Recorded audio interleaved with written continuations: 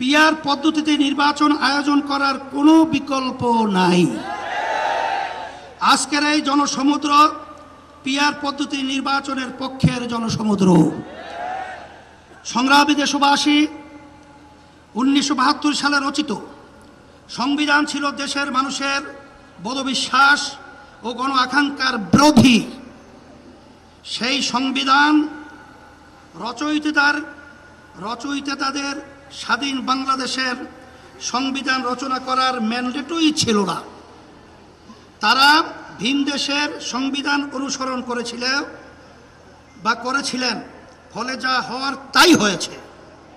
কোনো ক্ষেত্রেই কাঙ্ক্ষিত সমৃদ্ধি ও উন্নতি হয় নাই। রাজনৈতিক সংস্কৃতি কলুষিত হয়েছে। সবচেয়ে ভয়াবহ ব্যাপার হলো সংবিধান মেনেই স্বৈরাচার তৈরি হয়েছে। এজন্যই আমরা সংস্কারের প্রশ্নে অটল, অবিচল ও আপোষহীন অবস্থান নিয়েছি।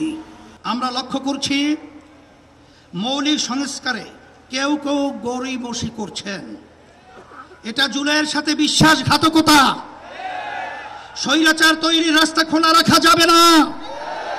সংস্কার না করে নির্বাচন আয়োজন করে দেশকে আবারও আগের অবস্থায় নিয়ে যাওয়া যাবে না।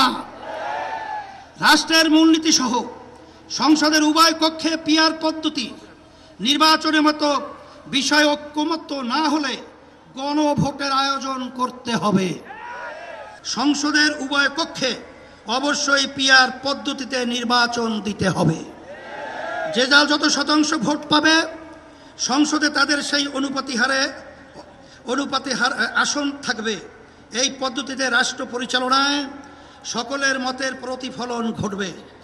কোনো দল জালেম হওয়ার সুযোগ পাবে না। এটা জিনজির দাবি, এটা এখন জনগণের দাবি, দেশের অধিকাংশ রাজনৈতিক দলের দাবি, সকল ধর্মের মানুষের দাবি। এবার ইসলামপন্থীদের ঐক্যের ব্যাপারে গণপ্রত্যাশা তৈরি হয়েছে। আমি শুরু থেকে ইসলামপন্থী সকল ভোট এক বাক্সে আনার কথা বলে আসছি।